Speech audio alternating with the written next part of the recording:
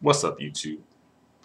So, I want to talk about the incident that happened at McDonald's involving a young black woman having a physical altercation with a Siberian cave beast, right? So, we all know about the story by now, but long story short, um, they had some sort of a altercation because I think the black woman wouldn't give him a straw or something like that. So anyway, it kind of got physical, right?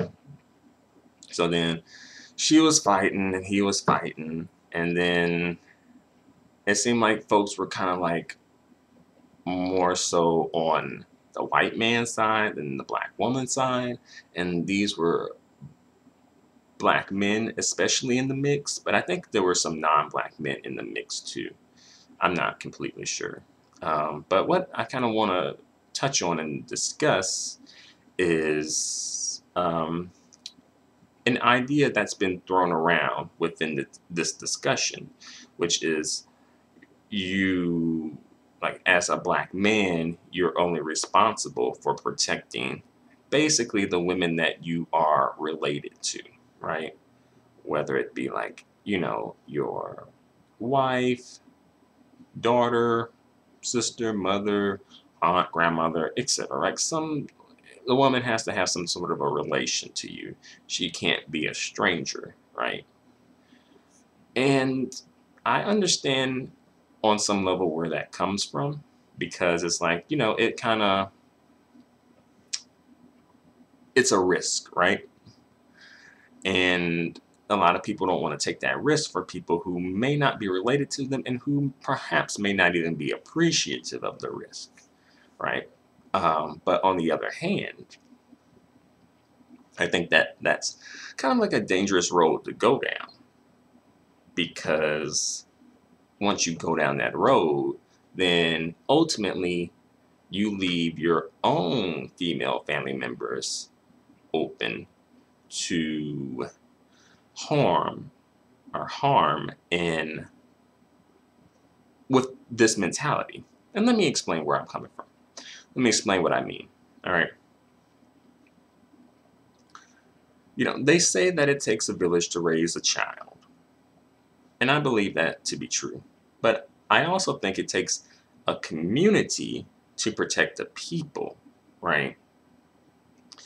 Male family members can't be with their female family members 24 hours a day, 7 days a week, 65 days of the year. It's just not possible in most situations. In your typical situation, it's not possible, right? So, because of that, if your female family member was in danger, wouldn't you want someone like if she was in danger and you were absent from the mix, right? You weren't available. You weren't there for one reason or another, right?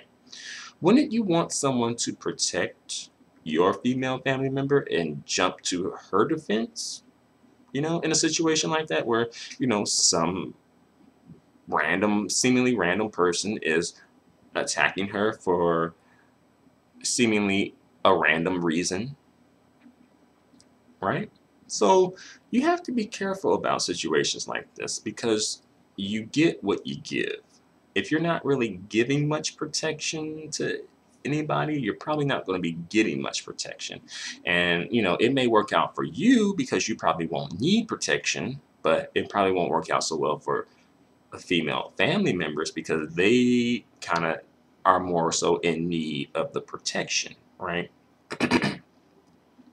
And as well, unfortunately, this is a theme. This isn't like an isolated incident when it comes to black women not feeling protected. It's not like, oh, this one incident, black women just don't feel protected. Unfortunately, this isn't isolated. I think this is a theme that black women have been talking about for a while and perhaps may have been quiet about in some instances because they don't want to come off as if they're trying to bring a brother down, right? As if they're being, you know, a black male basher, as if they're being anti-black, right? So they probably tend to keep it to themselves. But when incidents like this come up, then it's like, well, they kind of just have to speak on it, because like if they don't speak on it, unfortunately, it's like, who else will? Just like that young lady said, like, if she didn't call the police, if she didn't fight back, who else would have? And she's right. Sadly, she's right. If she didn't, if she never threw a punch, she would have just been, you know, completely helpless, since no one would have jumped to her defense. And by the way, I have a separate video that I made prior to this incident happening, where I pretty much explore and talk about the historical failure of black men in terms of protecting black women. And honestly, that was like somewhat of a tough video to make, because it was like, ooh, it wasn't, it was like, damn, yeah. And then, I saw some black women in the mix comparing this to, like, oh, let's say if like a white woman was attacked, or an Asian woman, or pretty much any non-black woman was attacked. How would people have reacted, right? And then this goes to just show like how, black women are often viewed. It's like their femininity isn't taken into account. It isn't acknowledged. It isn't recognized within the black community and outside of the black community. It's like people in the community often treat black women of all shades, but especially brown skinned and dark skinned black women, as like, in some respects, kind of like as men. In some respects, not completely, but in some respects, right? And then, of course, the outside community follows suit and treats black women like men, too, right? And you can see this in how the media portrays some black women, not all, but some black women, right? They always tend to sort of find this, like, loud, belligerent, hood rat type, and it sort of kind of like perpetuates some sort of a idea like, black women aren't, dainty, or can't be dainty and feminine, right? And plus, we also know about the whole independent woman archetype, right? And that being pushed within the black community by black men, and then some black women are, follow suit with it. I'm not sure which came first, the chicken or the egg, but one way or another, it's being pushed by, by both. But black men are pushing it too. That's something to take into account and to take note of, right? So you may see these dudes sort of complaining about, you want to be a strong, independent black woman, right? But then it's like, well, who's pushing this narrative on black women? Who's pushing this, though? And I think that's partially happens because that's kind of like how black women, especially brown-skinned and dark-skinned black women, get validation, since unfortunately they don't get uplifted for being, beautiful. They don't get uplifted for their looks. They can't be like, the chocolate beauties of the black community.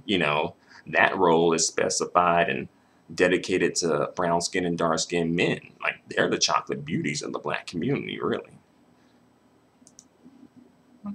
And, black women, especially brown skinned and dark skinned black women, play a role in that too. And by the way, I feel like this is ultimately across the board when it comes to black women and skin tone and protection. Like, I think black women of more or less all skin tones lack protection. I think that brown skin and dark skin women may lack the most. But, there are instances of light-skinned women not being protected, and mixed and biracial women not being protected too. I actually did a whole video about that, where I discussed that where it's like, these light bright, damn near white exoticals, light skinned biracial mixed chicks, they ain't really getting they ain't really like getting protection either, you know, as quiet as it's kept. It may seem like it, but when you really break it down, not really. And then some black women were bringing up, well, it seems like black women seem to jump at the opportunity almost to protect black men. And I think I have a video where I talk about that aspect of it too, you know. And, some women were even bringing up the Stephon Clark situation, right? Where it was like he had all these anti black woman, especially anti dark skinned black woman receipts. And there were still some black women, let alone some black men, but especially some black women, even saying he still needs to be protected and, still wanting to go hard in the paint for this dude, right? I made a few videos about this too, live streams, and I was just like basically saying, do you, as far as the black women are concerned, do what works for you. I personally don't think that if I were in black women's shoes, I don't think I would be jumping at the opportunity. Um, as well, if the shoe was on the other foot, and if Stephon Clark was Stephanie Clark, right? A brown skinned, dark skinned black woman, and she had all these anti-black receipts, anti-dark skinned male black receipts on her. Do you think we would have even had that discussion? Do you really think she would have just been a bedwench who got what the fuck she deserved, right? And we would have wiped our hands of the situation and moved on. Both black men and black women would have done that. Right? And honestly, rightfully so. So why is it different when a black man is the one in the mix and, caught up in the bullshit? Why don't we want to throw away this black man, but we're so quick to throw away this black woman? Right? It's hard for, respectable black women even to get protection, right? Even the black women who were on some pro-black shit who got caught up in, some bullshit. Sandra Bland, Corinne Gaines, they were both on some pro-black shit. And they still couldn't get protection, right? So it's like, what black woman actually, what does a black woman have to do to qualify for protection? Like, because it seems like she has to fill out an application, wait 48 to 124 hours, go through this drawn out application process and all this bureaucracy to get protection. The House of Representatives have to vote. Like, okay, are we giving black women protection today? And almost always the application gets denied for some reason. They find some reason to deny the application. Even if this woman is straight up 100% good, it's like something. She forgot to put a period at the end of that sentence. Application denied. She forgot to cross her T and dot her I's over there. Application rejected. She forgot to capitalize the beginning of the sentence. Seriously, any little thing. And, even Beyonce kind of didn't get protection when she did that whole Super Bowl thing and was like, quote unquote pro-black, during the whole Super Bowl thing.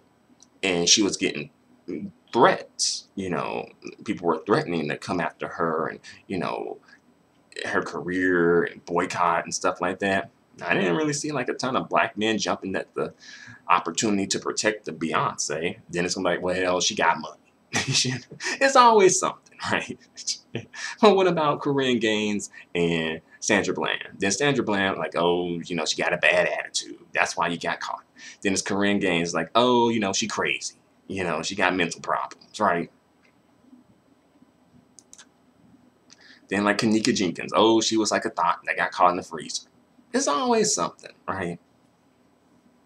Um, but I say all that just to say, like, I think that this is a conversation that needs to be had, and I think black men as a collective have to kind of step it up some more. Um,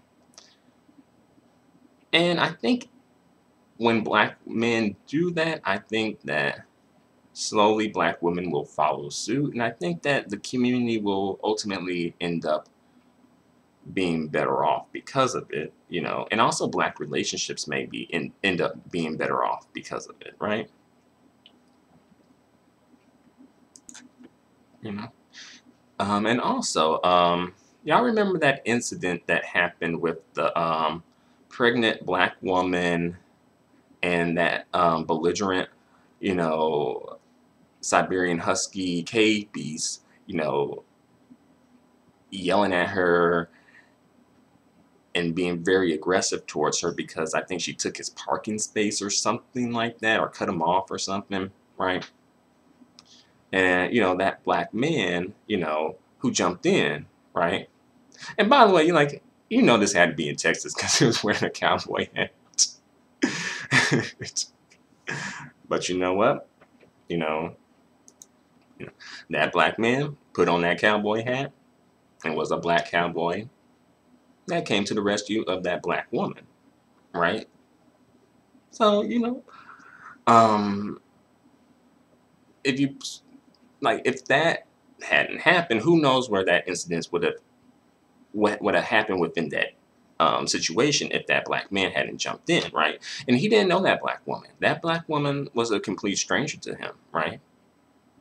And you know that black woman could have been, you know, your wife, your daughter, your sister, your mother, whoever, your female family member, right? So wouldn't you be thankful that, you know, a guy like that jumped in to protect your pregnant wife or girlfriend, right? So it kind of like you kind of have to like pay it forward, you know, and give some to get some, give a little, get a little. But I don't want to go on for too long, but I just want to put that out there and just see what you guys think about it. So thanks a lot for watching. Please feel free to comment. Until the next video, adios and goodbye for now.